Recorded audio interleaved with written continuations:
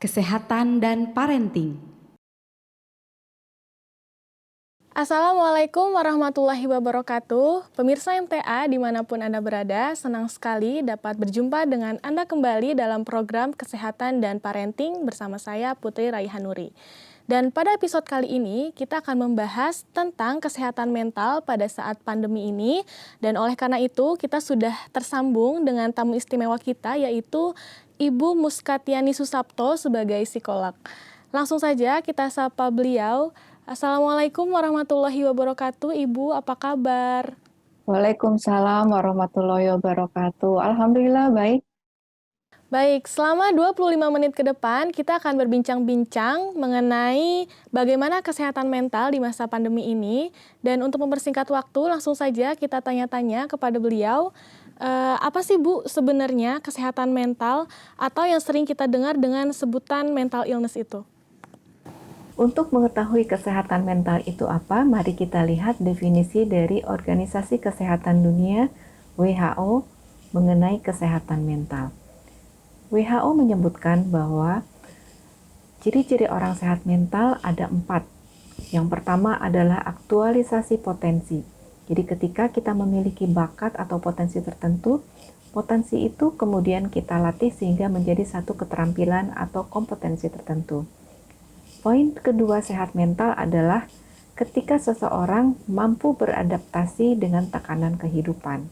Poin ketiga adalah ketika seseorang mampu bekerja secara produktif, dan keempat, dia dapat berkontribusi terhadap lingkungannya.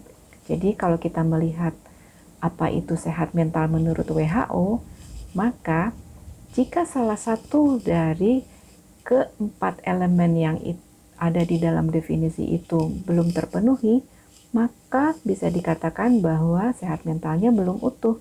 Jadi, sehat mental bukan berarti bahwa orang itu tidak memiliki gangguan psikologis atau gangguan kepribadian. Tapi sehat mental yang betul-betul sehat adalah ketika keempat indikator yang ada dalam definisi itu terpenuhi semuanya. Baik Bu, sekarang kan banyak informasi yang terus-menerus datang dan menyebabkan manusia itu memiliki kecemasan yang berlebihan. Lalu apakah ini berpengaruh terhadap kesehatan mental seseorang? Iya, cemas yang berlebihan dan berlangsung dalam jangka waktu yang cukup panjang tentu bisa berdampak terhadap kesehatan mental. Tidak semua orang terpengaruh oleh berita negatif, ya. Baik. Tetapi kadang-kadang orang juga tidak sadar bahwa dirinya terpengaruh. Oleh karena itu, ada baiknya kita menjadi pengamat buat diri kita sendiri. Jadi coba amati ketika kita mengikuti berita yang misalnya setiap hari, yang setiap sore itu tentang perkembangan pertambahan kasus, atau ketika kita membaca berita di medsos terkait dengan pandemi ini, coba rasakan, coba amati apakah muncul reaksi tertentu berupa perasaan yang tidak nyaman, atau sampai ke tubuh mungkin ada area tertentu di tubuh kita yang menjadi kurang nyaman, apakah di dada, ataupun misalnya detak jantung menjadi lebih cepat. Kalau misalnya reaksi-reaksi itu muncul, maka itu sebetulnya pertanda bahwa kita stres akibat berita-berita tersebut. Dengan demikian, cara yang bijak adalah tentu dengan mengurangi jumlah paparan kita terhadap berita-berita terkait pandemi. Baik Bu, bagaimana cara mengelola stres di masa pandemi ini? Ada sejumlah teknik atau cara yang bisa dilakukan untuk meredakan stres. Baik. Salah satunya yang bisa kita lakukan sendiri dimanapun berada adalah deep breathing atau bernafas yang dalam.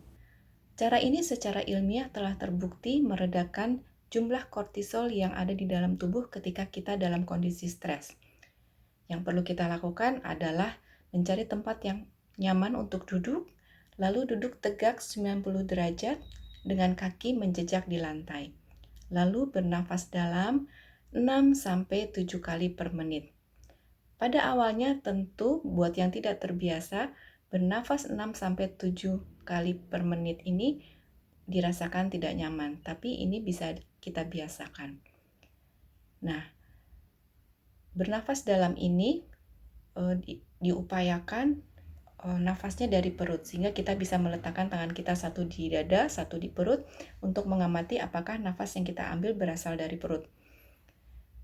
Nah, teknik deep breathing ini bisa juga dikombinasikan dengan teknik visualisasi. Jadi ketika akan latihan nafas ini, bayangkan dulu masalah yang sedang kita hadapi, lalu rasakan di area tubuh mana stres itu dirasakan, atau di bagian tubuh mana kita merasa tidak nyaman sebagai akibat dari kita menghadirkan masalah yang sedang terjadi saat ini di dalam diri kita. Lalu pada saat bernafas, tarik, kemudian hembuskan sambil membayangkan area tidak nyaman ini, kemudian rasa sakitnya atau tidak nyamannya ikut terbuang, terhembus ketika kita menghembuskan nafas. Lakukan beberapa kali hingga dirasakan cukup. Baik, lanjut ke pertanyaan selanjutnya, Bu. Apa perbedaan stres dan depresi? Stres sebetulnya respon yang wajar yang muncul ketika seseorang dihadapkan kepada tuntutan untuk berubah, atau ketika seseorang dihadapkan kepada suatu ketidakjelasan yang kemudian dirasakan sebagai sesuatu yang mengancam. Nah, ketika stres itu intensitasnya tinggi dan kemudian berlangsung dalam jangka waktu yang cukup panjang, dan orang yang mengalaminya merasakan bahwa ini di luar batas kemampuannya untuk menghandle, maka kondisi ini bisa mengarah pada munculnya kondisi depresi. Tapi tidak semua orang yang mengalami tekanan besar akan menjadi depresi. Ketika misalnya kita melihat ada orang yang kehilangan motivasi,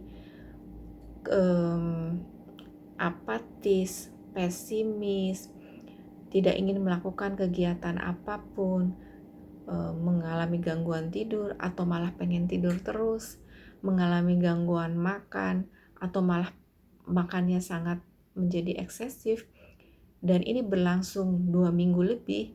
Nah, ini bisa kita katakan bahwa ada gejala-gejala depresif pada orang tersebut. Nah, untuk menyakiti diri sendiri itu bisa kita katakan depresi atau stres, Bu? Ya, perilaku melukai diri sendiri seringkali disebabkan juga oleh kondisi depresi. Tapi tidak selalu juga perilaku melukai diri sendiri ini dilandasi oleh depresi. Ada alasan-alasan lain seperti misalnya mencari perhatian gitu ya. Sangat mungkin. Oke. Lalu apa saja sih, Bu, faktor-faktor terkena stres dan dapat berujung depresi? Iya, kenapa orang yang satu bisa stres sementara dengan kejadian yang sama orang lain bisa tidak stres? Baik. Ini sebetulnya kaitannya dengan kapasitas atau kemampuan seseorang untuk mentolerir stres. Nah, yang namanya ruang toleransi ini setiap orang berbeda-beda, tentu sangat dipengaruhi oleh perjalanan hidup dari orang ini mulai dari masa kecil. Bahkan sebelum dia dilahirkan, apakah misalnya dalam kandungannya ketika itu ibu dalam keadaan tekanan yang besar sehingga bayi pun terlahir dalam kondisi terpapar oleh kortisol dari ibunya. Lalu apakah kemudian masa kecilnya orang ini dalam keadaan mulus atau tidak, pola asuhnya bagaimana, atau kemudian juga ada unsur ciri kepribadian. Nah, gabungan dari faktor-faktor ini yang kemudian mempengaruhi seberapa ruang toleransi seseorang untuk bisa menanggung stres. Oke. Nah, bagi orang-orang yang sudah terlanjur stres nih, Bu, apakah ada cara lain mungkin untuk penyembuhannya seperti pergi psikiater seperti itu? Ketika upaya-upaya pendekatan spiritual lalu self-care sudah dilakukan, tetapi kemudian akibat stres ini dirasakan masih terlalu besar dan mungkin sudah berdampak kepada fisik, muncul dalam bentuk psikosomatis atau gangguan-gangguan lain yang tidak tertahankan, maka dianjurkan untuk menghubungi yang ahli. Nanti pengobatannya bisa tentu saja untuk aspek fisik oleh dokter, bisa juga ke psikolog untuk melepaskan emosi-emosi negatif, atau di kita juga ada pengobatan homeopati, bisa menghubungi dokter untuk mendapatkan resep homeopati yang diperlukan. Oke. Nah, terakhir nih Bu, mungkin Ibu bisa memberikan kesimpulan mengenai pembahasan kita kali ini mengenai kesehatan mental. Pandemi ini kan telah berlangsung beberapa bulan. Beberapa dari kita mungkin telah beradaptasi dengan situasi ini. Ya. Namun sejumlah orang mungkin masih merasakan tekanan.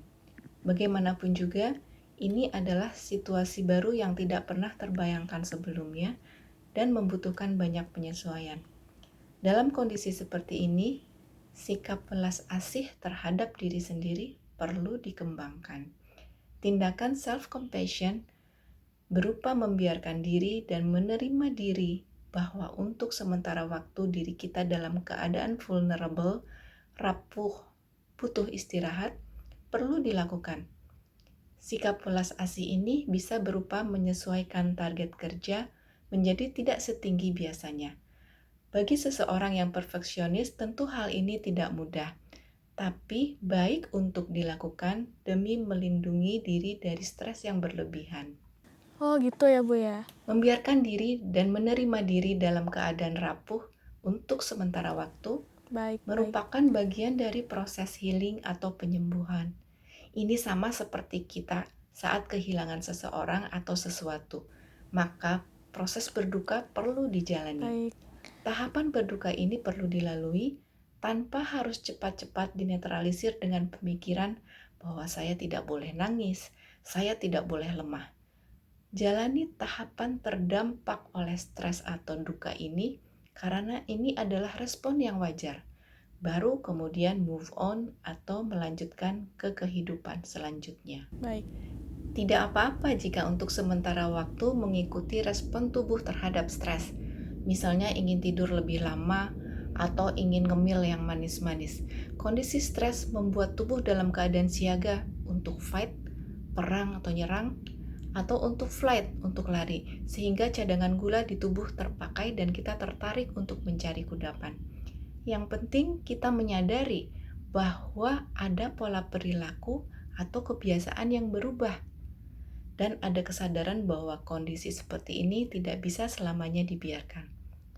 Oke, hari ini dan besok saya makan yang manis-manis, tapi lusa saya akan kembali menerapkan pola makan yang sehat.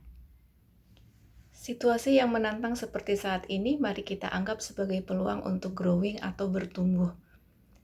Tadi sempat saya singgung mengenai window of tolerance atau kapasitas seseorang untuk mentolerir stres. Kapasitas yang ada saat ini masih mungkin untuk diperluas, karena pada dasarnya manusia diberi kemampuan untuk belajar dan berkembang. Oh gitu ya Bu ya. Beberapa orang terdampak stres yang menyebabkan dirinya menjadi reaktif, muncul agresivitas, sikap defensif, atau sensitif. Kita tahu dari berita, di masa pandemi ini beberapa tawuran massal terjadi lagi di masyarakat dan jumlah KDRT juga meningkat. Nah, perilaku di atas sebetulnya dipicu oleh stres. Nah, bagi yang terpicu untuk menjadi mudah marah, hal ini dapat dilatih untuk dikendalikan. Triknya adalah dengan menjadi pengamat atas tubuh, perasaan, dan pikiran yang muncul di dalam diri kita. Ketika mulai merasakan detak jantung lebih cepat karena kesal, atau nafas mulai pendek-pendek, atau mulai muncul rasa ketidaksabaran misalnya, maka itu waktunya untuk ambil jeda sebelum respon marah dibiarkan muncul. Dalam jeda tersebut bisa dilakukan tarik nafas panjang. Tarik nafas 5 detik, masuk, lalu hembuskan 5 detik. Kemudian menghitung mundur. 10, 9, 8, dan seterusnya. Ataupun zikir. Subhanallah, astagfirullah, gunakan tangan dalam berzikir sehingga sensasi ujung kuku kita di jari terasa. Dan ini membuat kita dalam kesadaran penuh. Bagi orang tertentu mungkin perlu bantuan pengingat dari orang sekitarnya untuk terbiasa mengambil jeda seperti tadi. Baik. Karena itu tidak ada salahnya bercerita dan minta support dukungan moral. Sebagai penutup, cara-cara praktis tadi untuk menghadapi stres bisa bermanfaat untuk meredakan tekanan yang terasa. Namun demikian, sebagaimana telah disampaikan tadi, ketenangan batin yang sejati muncul akibat adanya kedekatan hubungan dengan Allah Subhanahu wa Ta'ala. Maka dalam situasi seperti ini, berada dalam lingkungan jemaat dan aktif mengakses siraman-siraman rohani menjadi hal yang penting. Di dalam jemaat ini, kita diajak menyadari posisi kita sebagai khadim Baik. yang menerima kejadian-kejadian secara ikhlas. Di dalam jemaat ini pula, kita belajar untuk berzikir, berdoa dalam cara yang khusyuk. Kesemuanya ini mengarah pada ketenangan batin. Stres pun pada akhirnya menurun. Baik Bu, luar biasa sekali perbincangan kita hari ini. Namun sayang sekali dibatasi oleh waktu sehingga harus kita akhiri sampai di sini. Terima kasih sekali Ibu atas informasinya yang telah diberikan. Semoga bermanfaat bagi kita semua dan terima kasih banyak atas kehadirannya. Baik, pemirsa MTA dimanapun Anda berada, demikianlah bincang-bincang kita bersama Ibu Muskatiani Susapto. Saya Putri Raihanuri beserta kru yang bertugas. Mohon undur diri. Sampai jumpa lagi di program kesehatan dan parenting berikutnya. Wassalamualaikum warahmatullahi wabarakatuh.